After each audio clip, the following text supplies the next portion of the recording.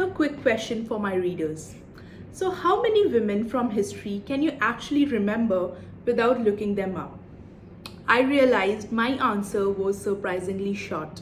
And that's why this book, The Last Queen, became more than just one historical read for me. Hi everyone, and welcome back to my 12 months 12 books journey. And June's read was The Last Queen by Chitra Banerjee Divakaruni, a historical novel about the last queen of Punjab and the youngest wife of Maharaj Ranjit Singh. So I had heard a lot about this book, so naturally I went in with pretty high expectations.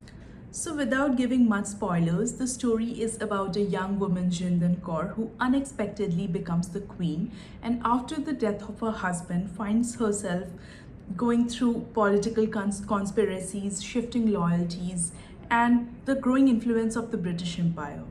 But this isn't a story about wars and kingdoms. It's about a woman trying to protect her son, trying to preserve her husband's legacy, and trying to hold together an empire that seems to be slipping away from her fingers. What I liked about this book is seeing the queen's transformation. You meet her as a young and naive girl living in a village, daughter of the royal dog trainer, to becoming a queen, a mother, and then as a rebel. With every chapter, she becomes more stronger, wiser, and more determined. Another thing which I liked about this book is it strips away that idea of royalty which we have in our mind.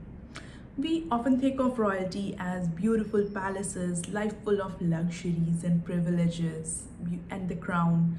But this book shows you the other side of royalty. A life full of political conspiracies, betrayals, and a crown that comes with its own price. So there's one thought that kept coming back to me even after I finished reading this book. History often remembers its kings, their wars, their battles, but when it comes to women, it's not very kind to them. We hardly remember the women who have played such an important role in changing the course of events. So talking about downside, for me, this book had no downside because it kept me glued and intrigued throughout the book. So I would give it a 4.5 out of 5 stars. Not because it was perfect, because it made me very curious. Curious to know more about Jindan Kaur. Curious to know more about Indian history. And curious to explore more about such women whose stories remain untold. So if you enjoy books like Palace of Illusions or historical novels with strong female characters, I definitely recommend giving this one a try. So let me know in the comments if you've already read The Last Queen and what are your thoughts about it.